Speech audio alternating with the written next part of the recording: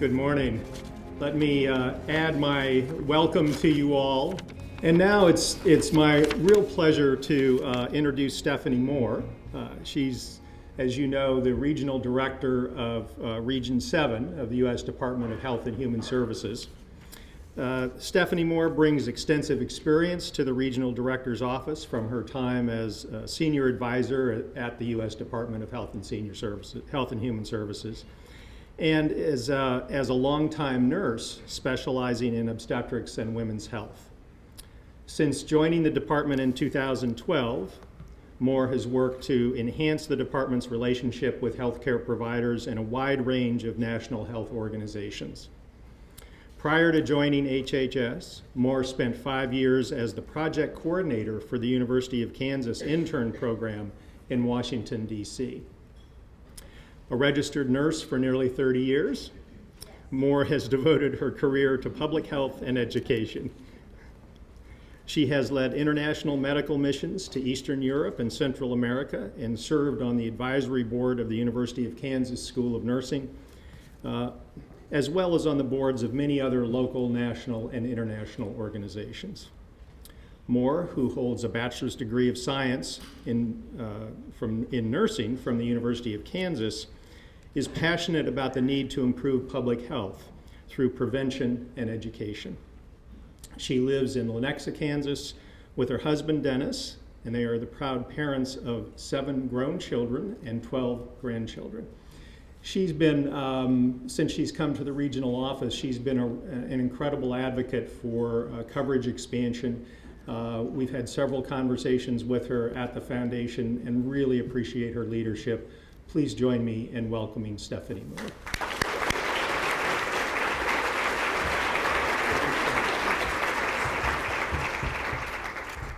Well, good morning, everyone. Oh, is this going to squeak? It is, right? Oh, that's awful. I'm trying to do something really smart today and use my iPad for my notes. Have any of you gotten that far yet where you can do that? But just in case, I have font 6000 printed out. So I'm trying to learn how to conserve paper and do all this in the right way. Good morning to all of you, and thank you very much for that wonderful introduction. I'm very much enjoying getting to know everyone who I'm able to work with in regards to healthcare and all that we're facing right now. Ryan, thank you for such a wonderful, touching story. We all know someone who has a story similar to that if we don't know one of those folks ourselves. So I appreciate you very openly sharing that with us. And before I do start, I want to point out, since my name, oops, it's gone. I don't have a slide presentation today, right?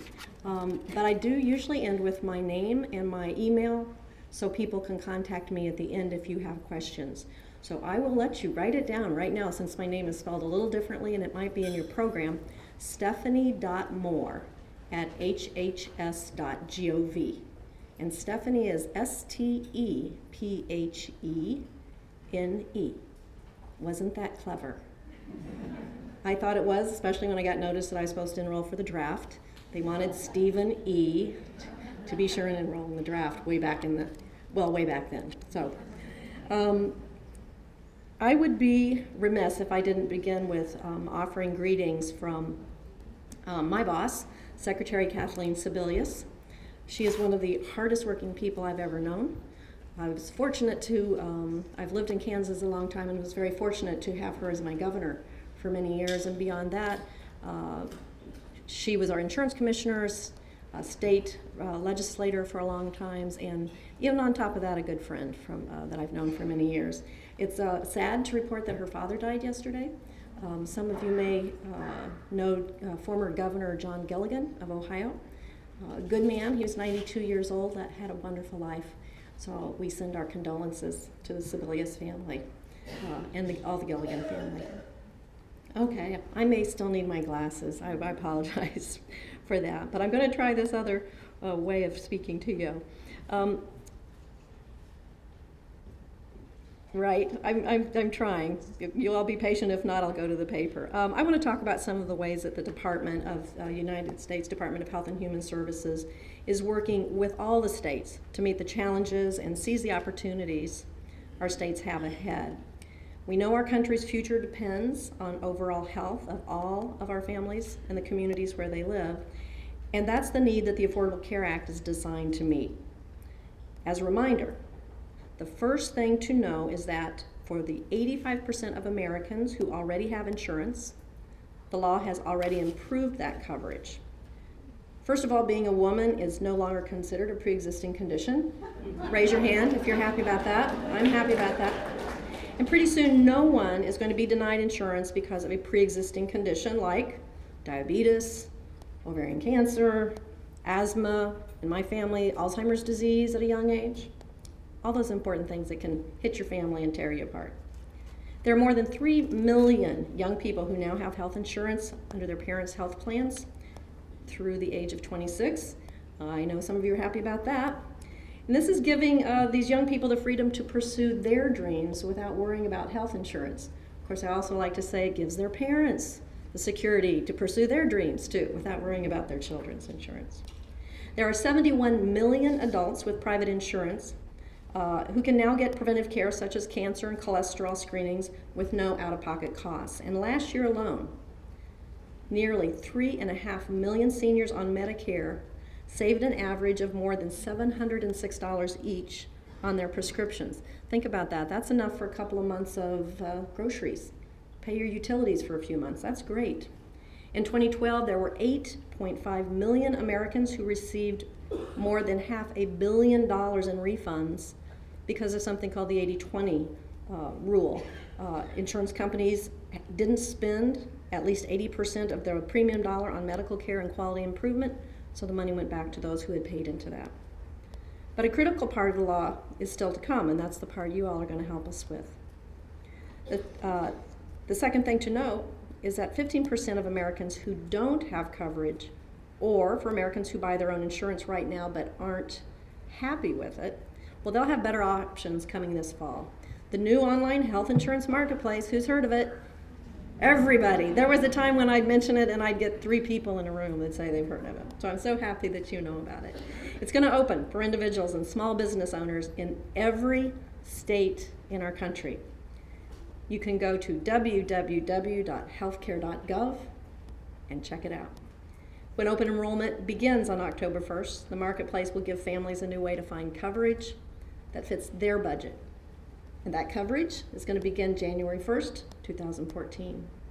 As you know, all the plans in the marketplace must cover a set of essential health benefits, including doctor visits, prescription drugs, and mental health services. Discrimination based, again, on gender or pre-existing conditions will be outlawed.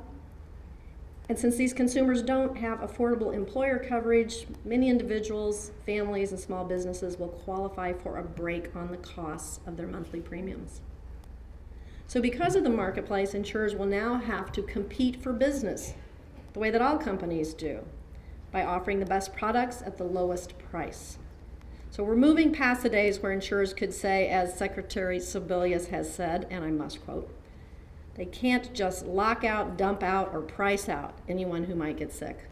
That sort of puts it right where it's at. Now here's what we know about the new rates in the marketplace.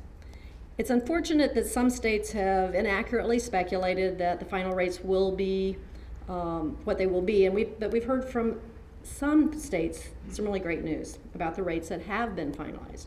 New York, for example, has announced that the premiums could be as much as 50% less costly in their marketplace than they generally are today. And there are states from California to Oregon to Maryland and Vermont that have announced rates for plans offered through their marketplace that will also be significantly more affordable than their current market. So all the state rates, including those from Missouri, will be available by the end of September. But so far, there's plenty of competition and positive news for consumers. Another way that the health care law is covering more people is by building on the administration's efforts to strengthen Medicaid. I'm going to talk about it. From day one, we've known that states are the laboratories for innovation, and it's why we've worked to provide the flexibility and support to test strategies to improve care and bring down the costs in the Medicaid program. Right now, more than 20 states are working to better coordinate care for their Medicare and Medicaid enrollees and share in the savings. Other states are implementing or receiving planning grants for Medicaid, medical health homes to reduce unnecessary hospital costs. More than $300 million has been awarded in performance bonuses to 23 states making innovative, sustainable improvements to their children's health coverage. And earlier this year, we announced another $300 million in innovation grants to help states test statewide models for improving care and lowering costs. Now, despite some of the rhetoric in Washington, the cost outlook for Medicaid is as strong as it's been in a long time.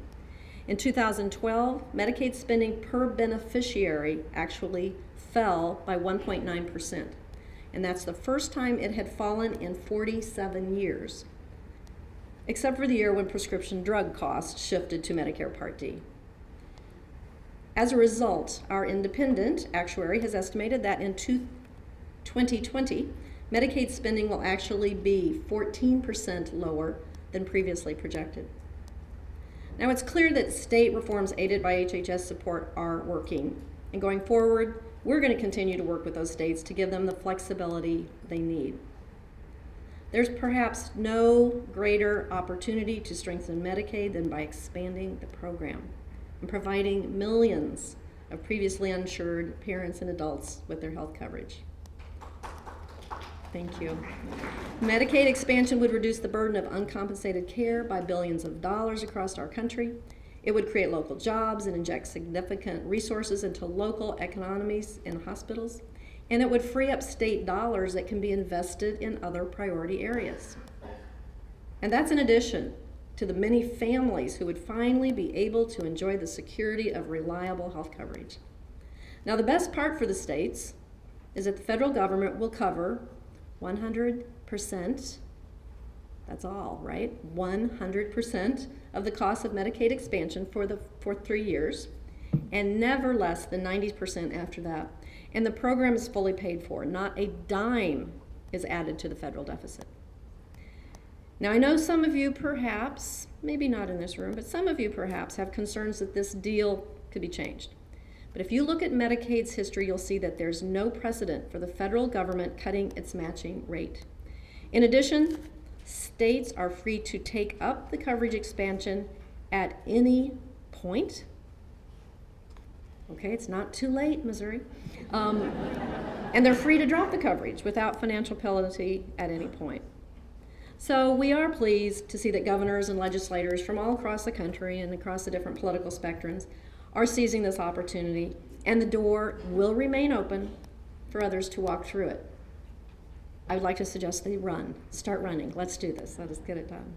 But if states don't expand their Medicaid programs, a lot of people, as you know, could fall through the cracks with no support, no source of affordable health coverage at all, and we can't let that happen. There's money left on the table and lives are at risk, and no one's health should depend on where they live. But here's the key point. Just because new coverage options may be available doesn't guarantee that people will even know about them, let alone take advantage of them. And getting them covered shouldn't be about politics or ideology or winners or losers. The debate in Washington, D.C.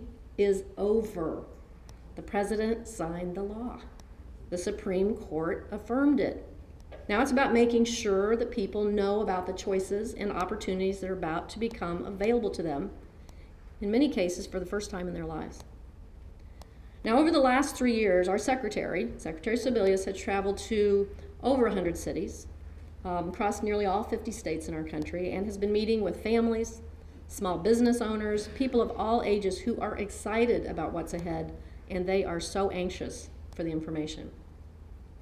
These people, small business owners, simply want to cut through this clutter and hear the real facts. And when it comes to something as serious as their health care and the health of their family, they deserve that chance. And that's why healthcare.gov will make the process easier and more transparent for millions of Americans. For many people, enrolling will be a quick process they can complete on their own. For others who may need or want some more assistance, we have great resources available. For those who prefer the telephone to the computer, there's a 24-hour-a-day, 7-day-a-week customer call center, 1-800-318-2596. They're ready to answer questions in English and Spanish and can also help in 150 different languages. We will have trained volunteers, you know any of them, at health centers and working in communities across the country to provide one-on-one assistance. But we also know that we can't do this alone, and that was never the plan. Those who stand to benefit from the law will be coming to all of you with questions, and we want to help you with the answers. We have dedicated, knowledgeable staff in our regional office who can serve as your go-to resources. We are helping to lead the education and outreach efforts on the ground and can ensure you that you're connected to efforts underway in your area. You're doing a great job so far.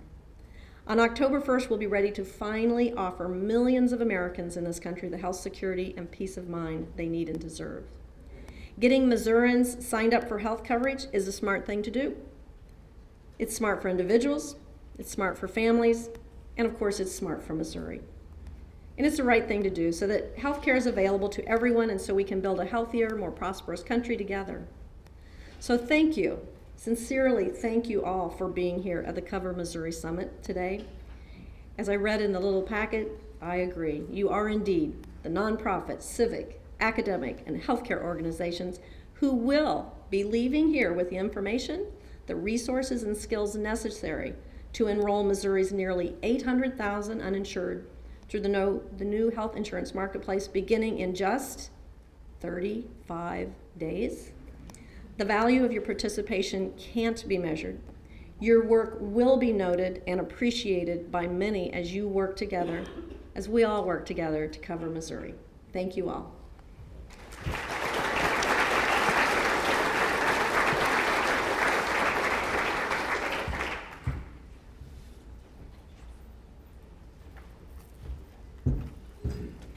Good morning. Oh, we're going to have a do-over on that.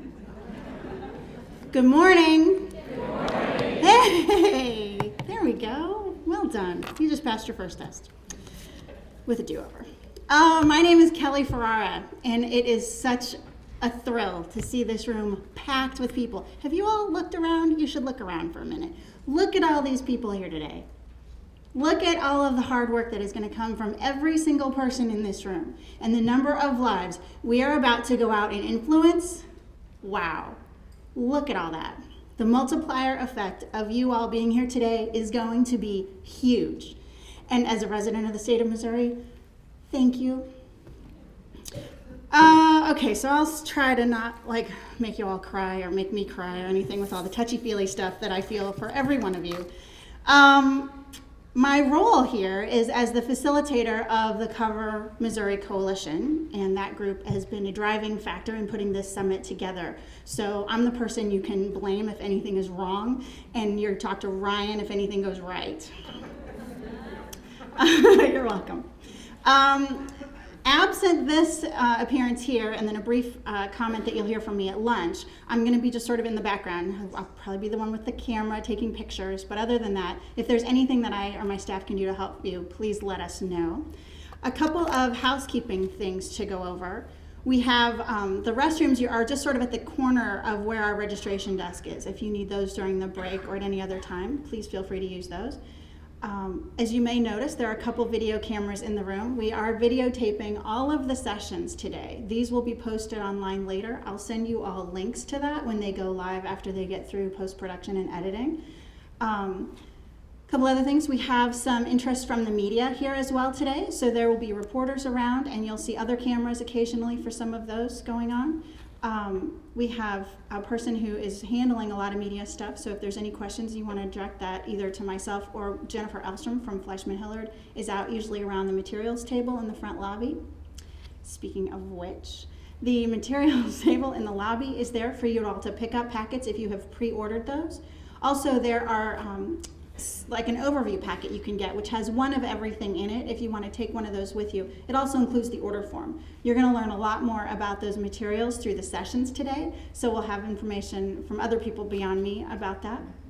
Also, a special shout out to my pal Lane. You want to stand up? I don't know that they can see you waving.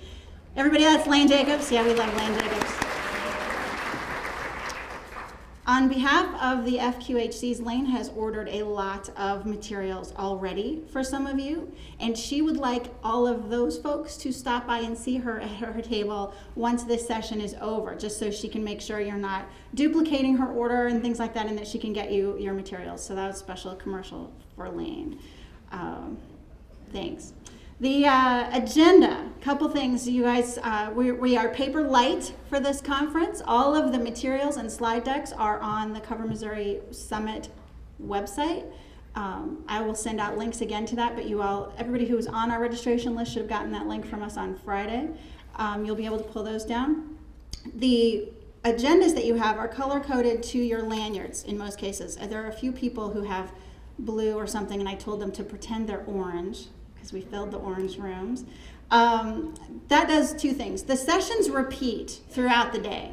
So our speakers may be a little punch drunk by the end of this. They're giving it for the fourth time. But they know that you're hearing it for the first time. So they'll keep it light, they'll keep it fresh, and hopefully be just as brilliant answering questions at 3:30 as they were at 9:30. We have one request, that you follow your agenda and not your neighbors. When I said the joke in my email about we sold out the conference, which for a free event is a pretty good deal, it's more because of capacity of the hotel room. So if we start going with your buddies into rooms that don't match your agenda, we're going to push out those rooms too big. So I think we've got it organized so everybody should have a chair in all of the rooms for all of the sessions. We hope.